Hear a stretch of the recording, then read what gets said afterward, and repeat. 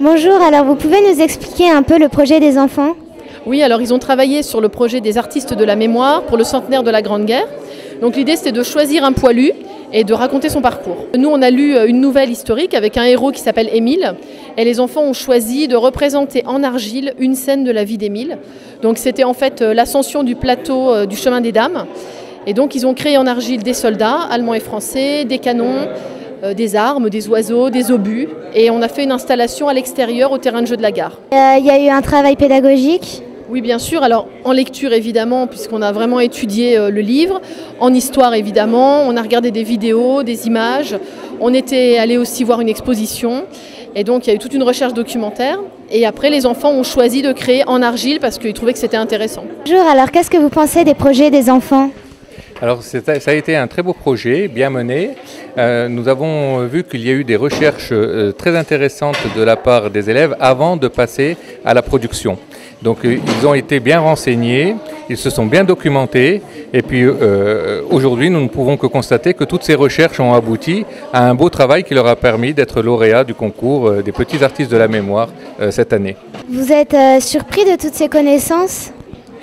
Toujours très agréablement surpris de voir, surtout à défaut des connaissances qu'ils ont, de voir avec quel intérêt ils en parlent et on voit qu'ils le vivent vraiment avec toute l'énergie qui peut être celui d'un petit explorateur. Ils ont en fait exploré l'histoire, ils ont fait un retour en arrière sur ce que faisaient les grands-parents et ça c'est quelque chose qui m'émerveille à chaque fois. Oui, vous pouvez nous parler du projet Émile? Alors le projet, ce n'est pas le projet Émile au départ. Le concours, c'est de prendre un nom d'un mort pour la France inscrit sur le monument aux morts de la commune et de faire des recherches sur ce soldat. Quand la commune n'a pas de monument aux morts, parce qu'il n'y a pas eu heureusement des morts dans toutes les communes de France, on reprend le nom d'un poilu qui a laissé une trace à partir d'ouvrages, d'histoires et sur ce poilu et on recherche qui il était. Et pour Émile, c'est ce qui a été le fait déclencheur, c'est l'histoire racontée dans un ouvrage lu par la maîtresse sur ce soldat qui a combattu au Bois des Dames. Et les enfants, on voit, ont été marqués par la vie d'Émile et par sa vie et ses réflexions sur la guerre et sur sa famille. On parle des 3 femmes de sa vie, sa mère. Et donc on voit que les enfants ont été très marqués. Et effectivement, c'est un peu aussi le but, c'est de sensibiliser les classes et les élèves sur quelles pouvaient être les conditions de vie de ces soldats à l'époque. Bonjour, alors vous pouvez un peu nous parler du projet? Qu'est-ce que vous avez ressorti durant ce projet?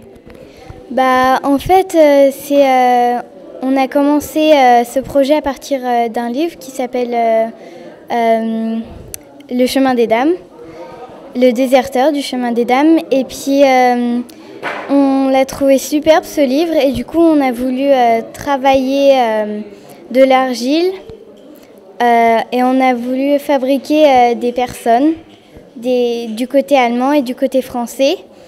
Et en fait, quand on a fini ça, on a commencé à tout placer sur un terrain. C'était au petit parc près de la gare. Et puis voilà, tout le monde a participé à ça. Et on était allé au Père Hilarion. Et on a pris plein de choses. On a pris des éclats d'obus, une queue de cochon et du barbelé français, et voilà.